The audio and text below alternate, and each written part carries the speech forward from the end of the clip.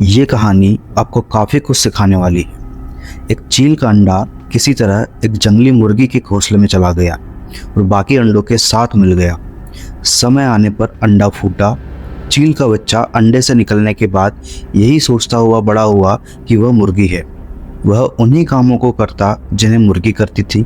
वह जमीन खोदकर अनाज के दाने चुगता और मुर्गी की तरह ही कुड़कुड़ाता। वह कुछ फीट से अधिक उड़ान नहीं भरता था, क्योंकि मुर्गी भी ऐसा ही करती थी। एक दिन उसने आकाश में एक चील को बड़ी शान से उड़ते हुए देखा।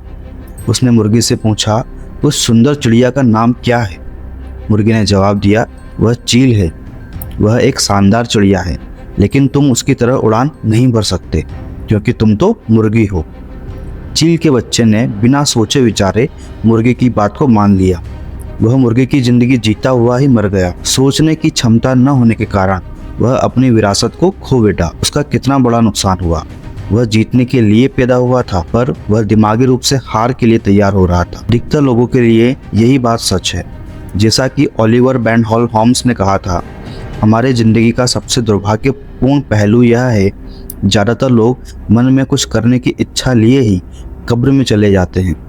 हम अपनी ही दूरदर्शिता की कमी की वजह से बेहतरी हासिल नहीं कर पाते।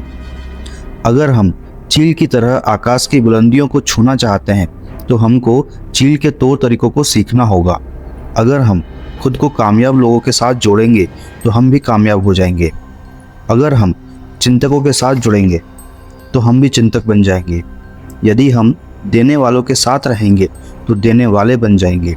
और अगर हम नकारात्मक सोच वाले लोगों के साथ रहेंगे, तो वैसे ही बन जाएंगे। जब कोई ज़िंदगी में कामयाबी हासिल करता है, तो तुच्छ लोग उस पर कीचड़ उछालते हैं और उसकी टांग खींचने की कोशिश करते हैं। हम जब खुद को ऐसे तुच्छ लोगों से उलझने से बचा लेते हैं, तो हम जीत जाते हैं। मार्शल आर्ट में सिखाया जाता है कि जब कोई हम पर हमला करे, तो उसे रोकने के बजाय अपनी जगह से हट जाइए। क्यों? इसलिए कि रोकने के लिए ऊर्जा की जरूरत होती है। उसका इस्तेमाल और बेहतर कामों के लिए क्यों न किया जाए। तुच्छ लोगों से उलझने के लिए हमको उनके स्तर तक नीचे उतरना पड़ता है, और वे यही चाहते हैं, क्योंकि ऐसा करके हम उनमें से एक बन जाते हैं। नकारात्मक लोगों को अपने मकसद में कामयाब मत होने दीजिए।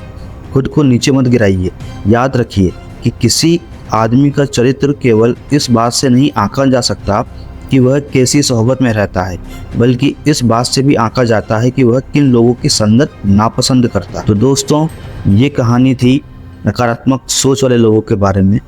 उम्मीद करता हूँ आपको पसंद आई होगी।